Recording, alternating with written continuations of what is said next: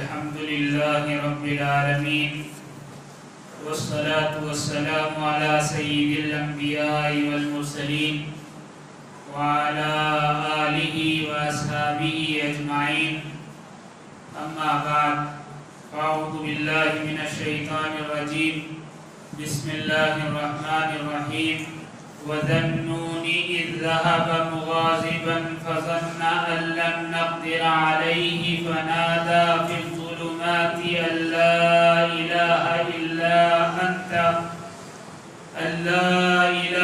إِلَّا أَنتَ سُبْحَانَكَ إِنِّي كُنتُ مِنَ الظَّالِمِينَ فَاسْتَجَبْنَا لَهُ وَنَجَّيْنَاهُ مِنَ الْغَمِّ وَكَذَٰلِكَ نُنجِي الْمُؤْمِنِينَ صدق اللہ العلی العظیم۔ محترم حضرات، میں نے آپ کے سامنے سورہ انبیاء کی 2 آیت تلاوت کی ہیں۔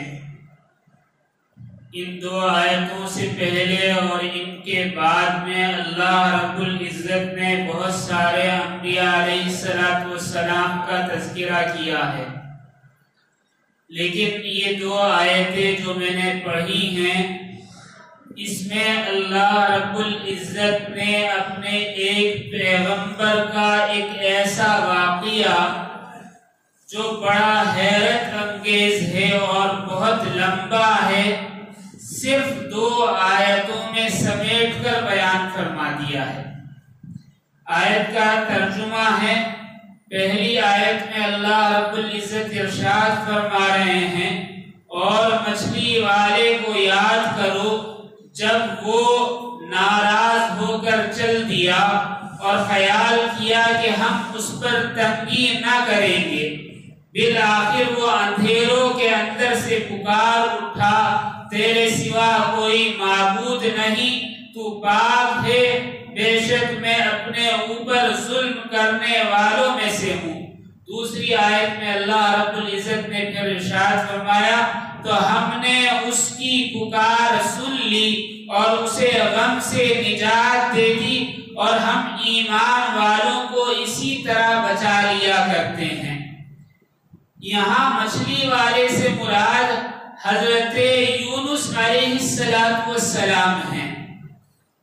اللہ رب العزت نے حضرت یونس علیہ السلام کا واقعہ ان 2 آیتوں میں بیان فرما دیا ہے۔ واقعہ کیا ہے؟ حضرت یونس علیہ السلام اپنی قوم کو تبلیغ کرتے رہے، اللہ کی دعوت دیتے رہے، لیکن قوم انکار کرتی رہی۔ تو بالآخر جب آپ تبلیغ کرتے کرتے تھک گئے اور مایوس ہو گئے تو آپ نے اللہ تعالیٰ سے دعا کی، تو اللہ رب العزت نے ارشاد فرمایا کہ اب ان پر عذاب آئے گا۔ تو جب عذاب کے متعلق اللہ رب العزت نے فیصلہ سنا دیا تو بھی حضرت یونس علیہ السلام نے قوم سے خطاب کیا اور انہیں اسلام کی دعوت دی، دین کی دعوت دی، اللہ کے احکامات پر چلنے کی ہدایت کی، لیکن قوم نے پھر بھی انکار کیا۔ تو آپ ناراض ہو کر اور یہ کہہ کر کہ تم پر اللہ کا عذاب آنے والا ہے، تم خود کو میں جا رہا ہوں، اور یہ کہہ کر اس مجمع سے آ گئے۔ لیکن گھر پہنچنے پر آپ نے بغیر کسی کو اطلاع کیے گھر کو اور اس بستی کو چھوڑ دیا اور اس بستی سے نکل گئے۔ یہاں جو ہے حضرت یونس علیہ السلام، مورخین بیان کرتے ہیں اور مفسرین لکھتے ہیں کہ نینوا ایک جگہ تھی عراق کے اندر، اس شہر کے رہنے والے تھے، اور وہیں آپ مبعوث بھی کیے گئے تبلیغ کے لیے۔ یہ شہر آج کل تبدیل ہو گیا ہے، اور اس شہر کا نام آج عراق کے اندر موصل ہے۔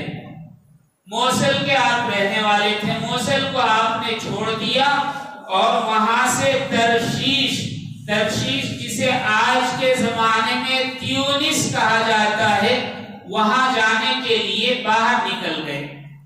درمیان میں سمندر پڑتا ہے، دریا پڑتا ہے، جو آج کے زمانے میں اسرائیل کے قبضے میں ہے۔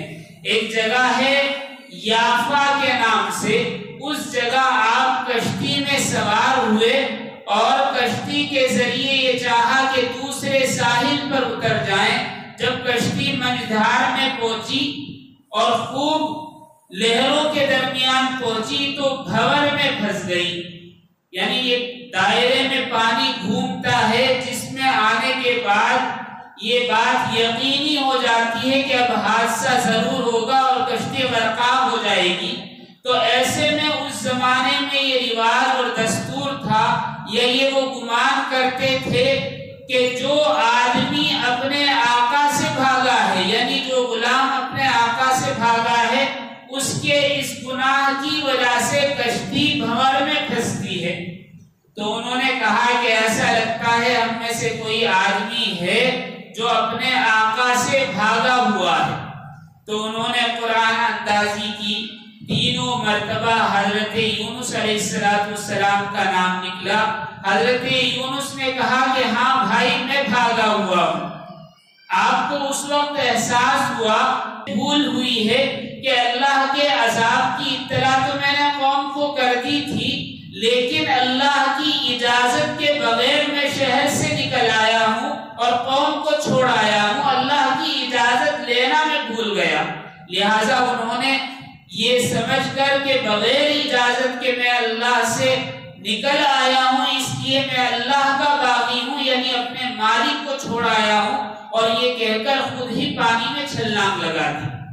اللہ رب العزت کے حکم سے ایک بڑی مچھلی نے آپ کو نگل لیا، اور اس مچھلی کو ایک دوسری مچھلی نے نگل لیا، اور وہ بڑی مچھلی جس نے حضرت یونس علیہ السلام کی مچھلی کو نگل لیا تھا، سمندر کی تہ میں جا کر بیٹھ گئی۔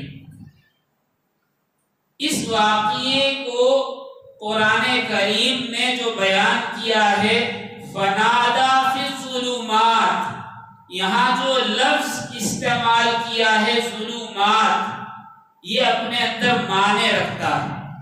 ظلمت کہتے ہیں اندھیرے کو، اور یہاں جمع کا استعمال ہے، اس کا مطلب یہ ہے کہ ایک اندھیرا نہیں تھا۔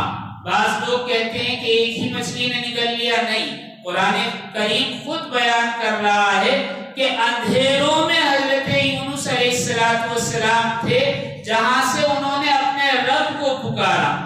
تو اس سے معلوم ہوا کہ ایک مچھلی نے حضرت یونس کو نکلا، اور اس مچھلی کو ایک دوسری بڑی مچھلی نے نگل لیا، تو دو اندھیرے ہو گئے، اور پھر سمندر کی گہرائی میں جا کر بیٹھ گئی تو تین اندھیرے ہو گئے۔ تو یعنی جمع استعمال کیا ہے، تو اس کا مطلب یہ ہے کہ بہت سارے اندھیروں میں حضرت یونس علیہ السلام تھے۔ روایات میں آتا ہے 40 دن آپ اسی حالت میں رہے۔ اس واقعے پر بعض لوگ یقین نہیں کرتے۔ ہم میں بہت سارے ایسے لوگ ہیں جو نہ دین سے واقف ہیں نہ دنیا سے، وہ اپنی دنیا میں مگن ہیں۔ وہ کہتے ہیں کہ ایسے کیسے ہو سکتا ہے، مچھلی کو تو ہم کھاتے ہیں، بھلا مچھلی انسان کو کیسے کھا لے گی؟ کیونکہ ان کی لا علمی کی بات ہے۔ یہ جو مچھلی نے حضرت یونس علیہ السلام کو نگلا تھا، آج کے زمانے میں تحقیق کی گئی ہے تو پتا چلا ہے کہ یہ مچھلی ویل مچھلی ہے۔ تو یہ ویل مچھلی جو ہے بہت بڑی ہوتی ہے، سب سے بڑی مخلوق روئے زمین پر، یعنی چاہے خشکی میں ہو یا پانی میں ہو، ویل مچھلی ہے۔ اس سے بڑی کوئی مخلوق اس زمانے میں یا پچھلے زمانے میں نہیں گزری۔ بعض لوگ یہ کہتے ہیں سائنس سے متاثر ہو کر کہ ویل مچھلی سے بھی بڑی مخلوق ڈائناسور تھا، لیکن نہیں، آج کے جو سائنسداں ہیں وہ خود کہہ رہے ہیں کہ جو ڈھانچے ہمیں ڈائناسور کے ملے ہیں وہ واقعتاً ڈائناسور ہے یا کچھ اور تھا، ہمیں نہیں خبر، لیکن وہ بھی ویل مچھلی سے چھوٹے ہیں، بڑے نہیں ہیں۔ ویل مچھلی دنیا کی سب سے بڑی مخلوق ہے، اللہ رب العزت نے اسے بہت بڑا بنایا ہے۔ اس کی چند باتیں آپ کو بیان کر دوں کہ ویل مچھلی جو ہے یہ کم سے کم 100 سے 125 فٹ کی ہوتی ہے بڑی مچھلی. چھوٹی مچھلی اور بھی چھوٹی ہوتی ہے، یعنی 5-10 فٹ کی بھی ہو سکتی ہیں، لیکن بڑی مچھلی جو ہوتی ہے وہ 100 سے 125 فٹ کی ہوتی ہے ایک مچھلی. یہ وہ مچھلی ہیں جن کو ابھی تک ناپا گیا ہے.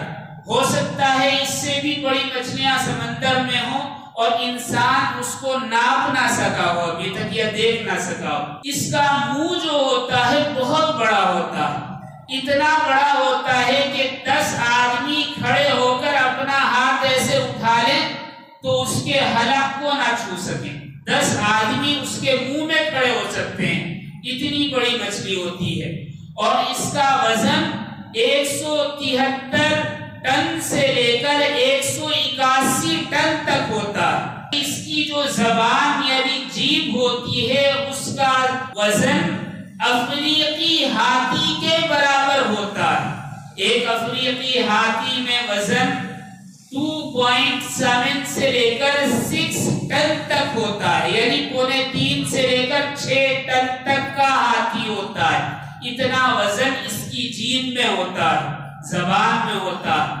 اور اس کا دل جو ہے اتنا بڑا ہوتا ہے جیسے گولف کارٹ ہوتا ہے، اتنا بڑا دل ہوتا ہے صرف ایک مچھلی کا. اس بات سے آپ اندازہ لگائیں کہ حضرت یونس کو جو اس مچھلی نے نگلا تھا وہ اس کے لیے معمولی بات تھی.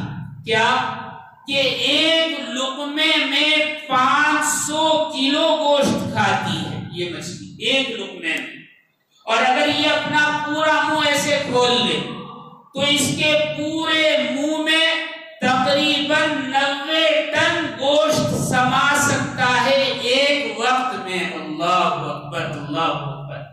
یہ اتنی بڑی مخلوق روئے زمین پر اگر ہم اندازہ لگائیں جو یہ روزانہ مچھلی کھاتی ہے، چھوٹی چھوٹی مچھلیاں یعنی آدھی کلو کی 400 گرام 500 گرام کی جو مچھلیاں یہ نکلتی ہے 40 ملین مچھلیاں کھا لیتی ہے. اللہ اکبر.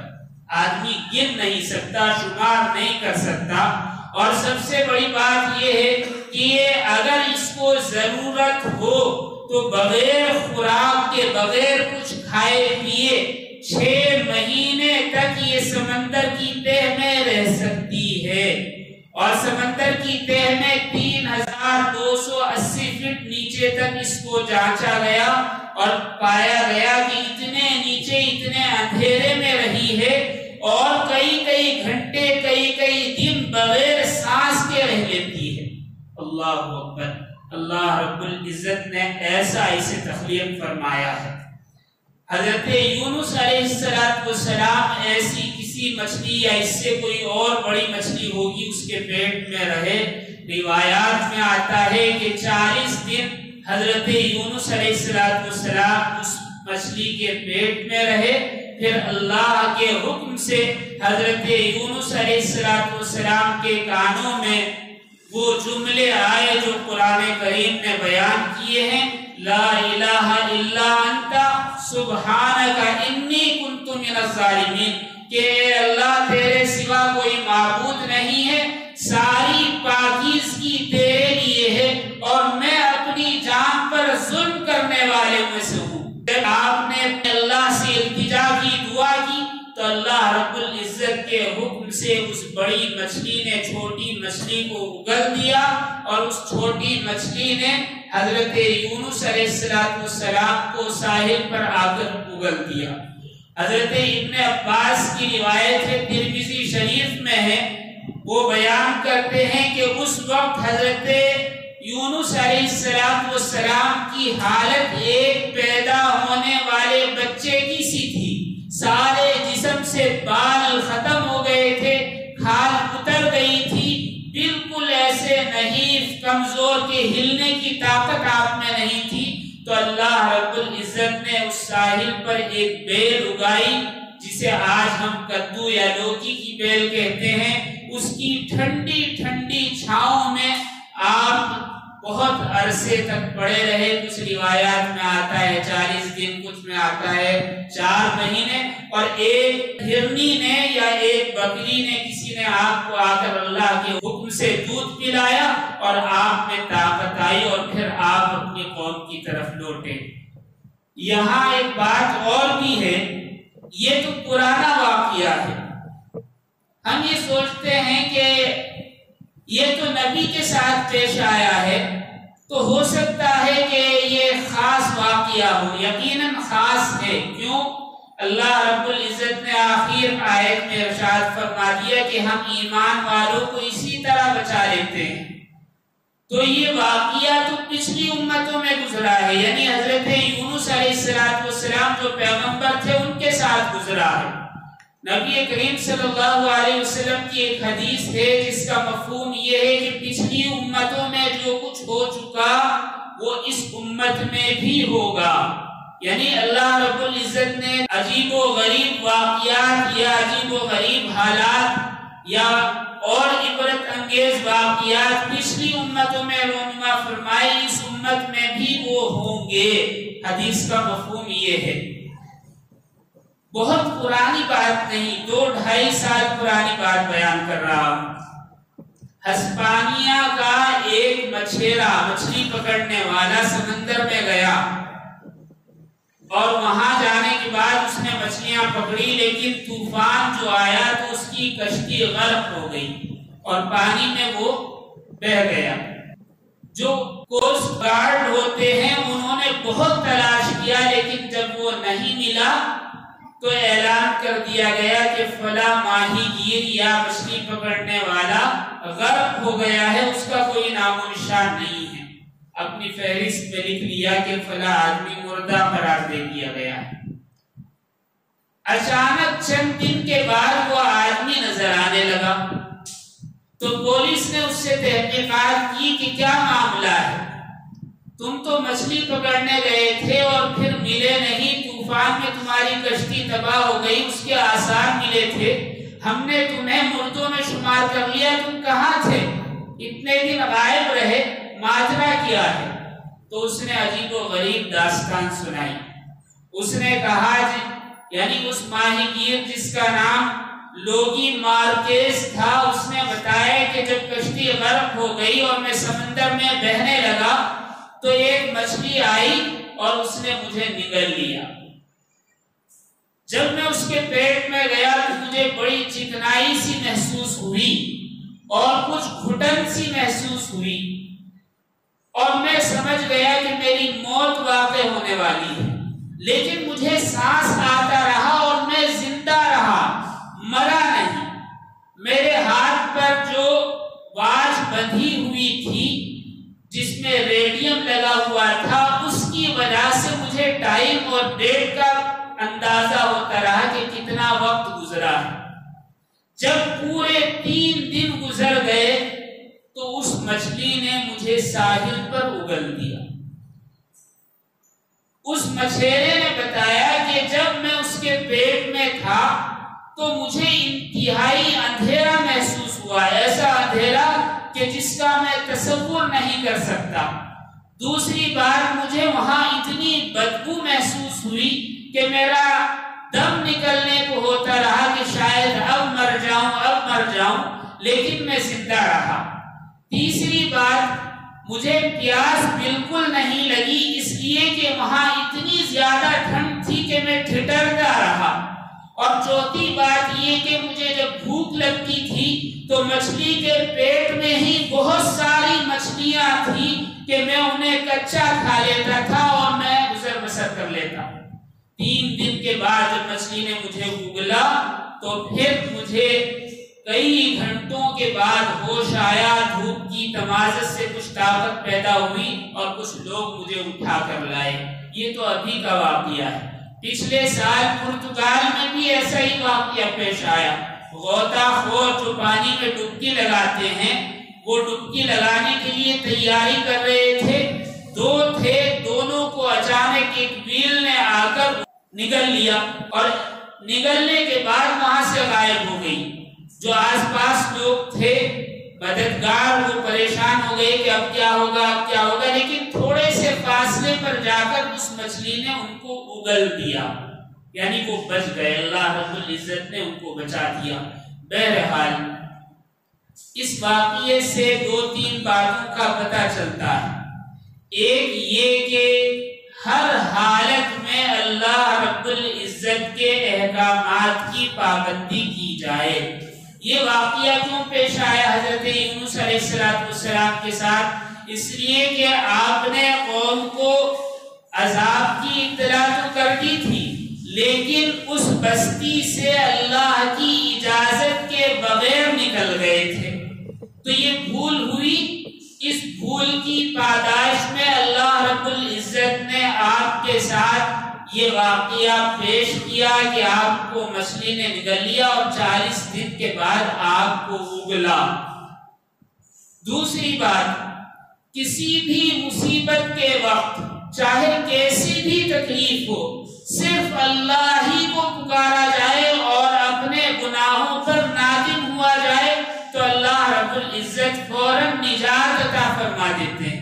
نبی کریم صلی اللہ علیہ وسلم کا ارشاد ہے، ترمذی شریف کی روایت ہے، آپ نے فرمایا جو اس دعا کے ساتھ، یعنی حضرت یونس علیہ السلام نے جو یہ دعا مانگی تھی، لا الہ الا انت سبحانک انی کنت من الظالمین، اس دعا کے ساتھ جب بھی کوئی دعا کرتا ہے اللہ رب العزت اس کی دعا قبول کرتے ہیں۔ اللہ تعالی ہم سب کو کہنے سننے سے زیادہ عمل کی توفیق عطا فرمائے اور اپنے نیک بندوں میں شامل فرمائے۔ وآخر دعوانا ان الحمد للہ رب العالمین۔